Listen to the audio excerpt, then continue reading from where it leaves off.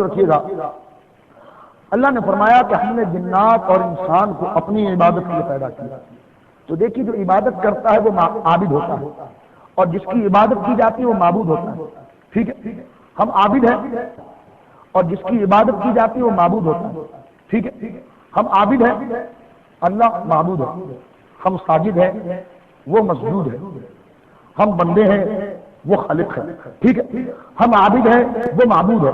اب دیکھیے اللہ نے فرمایا ہم نے انسان کو پیدا کیا اپنی عبادت کے لیے. اب عابد اپنے معبود کی تلاش میں ہے. عابد جب تک عبادت کر ہی نہیں سکتا جب تک کہ معبود کی معرفت حاصل نہیں ہوگی. کیونکہ بہت سے لوگوں نے عابد ہونے کا دعویٰ کیا. ہندو اپنے آپ کو کہتے ہیں ہم عابد ہیں، سکھ کہتا ہے ہم عابد ہیں، مسلمان الحمدللہ ہم کہتے ہیں کہ ہم عابد ہیں. تو اب اللہ کہتا ہے ہم نے اپنی عبادت کے لیے پیدا کیا.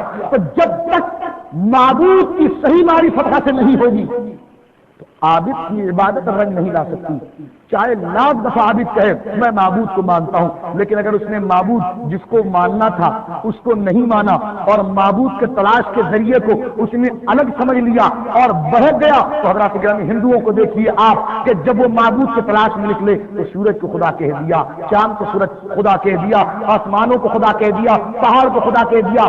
سارے ادیان کا آپ مطالعہ کیجئے، سب سے کنڈم دن ہندوؤں کا دن ہے. یہ اپنے سے بڑھ کر جس کو طاقتور دیکھتے سخی دیکھتے تو کہتے بھگوان کا روپ لے کر آ گیا ہے. یعنی اپنے سے بڑا کس کو دیکھ لیں، اپنے سے زیادہ طاقتور کس کو دیکھ لیں تو اس کو یہ خدا کہہ دیتے ہیں. تو سب سے نفسیاتی طور پر کنڈم دین جو ہے یہ بت پرستوں کا دین ہے. اس طرح قرآن کہتا ہے مکڑی کی مثال دے کر کے سب سے کنڈم دین اور سب سے نفسیاتی لوگ جو ہے وہ بت پرست لوگ ہیں. تو حضرات گرامی عابد کو جب تک معبود کی صحیح معرفت حاصل نہیں ہوگی اس کی عبادت پائے تکمیل تک نہیں پہنچ سکتی. تو ہم سے ہندو سوال کرتے ہیں کہ دیکھو تم نے نبی کی ذات کو معرفت کا ذریعہ بنایا، ٹھیک ہے، اور تم بھی کہتے ہو کہ نبی خدا نہیں. ٹھیک ہے، ہم نے سورج اور چاند کو بڑے خدا کی معرفت کا ذریعہ بنایا.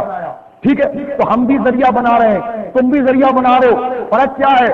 ہمارے علماء نے کہا فرق بہت ہے. ہم نے ذریعہ صحیح پکڑا، تم نے ذریعہ غلط پکڑا.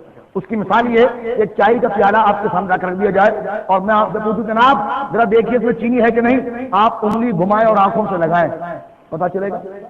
جستجو کر رہے ہیں آپ لیکن ذریعہ غلط ہے. آپ مسئلے کی طرف جستجو کر رہے ہیں لیکن ذریعہ غلط ہے. پھر اسی انگلی کو آپ گھما کر کان پر رکھتے ہیں تو کیا آپ کو پتا چل جائے گا کہ چینی کم ہے زیادہ؟ نہیں. آپ اپنی طرف سے پوری سعی کر رہے ہیں، جستجو کر رہے ہیں لیکن ذریعہ غلط تھا. ایک شخص آیا اور اس نے زبان سے لگایا تو ذریعہ صحیح تھا، وہ منزل مقصود کو پہنچ گیا اور اس نے کہہ دیا کہ جناب یہاں سے مراد یہ کہ اس میں چینی کم ہے یا زیادہ ہے. تو اللہ نے کہا کہ ہم نے تمہیں اپنی عبادت کے پیدا کیا. عبادت بغیر معرفت کے متصور نہیں، اب معرفت کیسی حاصل ہو؟ تو قرآن کہتا ہے قل ان کنتم تحبون اللہ فاتبعونی. حبیب کہو کہ جو اللہ کو دوست رکھنا چاہتا ہے وہ تیری بارگاہ میں آ کر میری معرفت کو تلاش کرے. تو حضرات یہی پتا چلا کہ دراصل ہمیں اور جنات کو پیدا کیا گیا ہے نبی پاک کی اطاعت کے لیے، فرمان برداری کے لیے. کیونکہ جب تک نبی پاک کی اطاعت نہیں ہوگی معبود کی معرفت نہیں حاصل ہو سکتی. پتا چلا کہ ثابت ہوا کہ جملہ فرائض شروع ہے، اصل اصول بندگی استاجور کی ہے کہ جب تک نبی پاک کی تعظیم ہمارے جسموں کے اندر داخل نہ ہو، ہماری ادائیں نبی پاک کی تعظیم کے سانچے میں ہمارے قالب کے اندر نبی پاک کی محبت نہ آ جائے، خالق حقیقی کی معرفت ہمیں متصور نہیں ہو سکتی. پتا چلا جنات کو بھی اللہ رب العزت نے نبی کی اطاعت کا درس دیا ہے اور انسانوں کو بھی درس دیا ہے. دعا کیجیے اللہ رب العزت سے کہ ہمیں اس آیت کریمہ پر استقامت کا فرمائے. ایک دفعہ درود پاک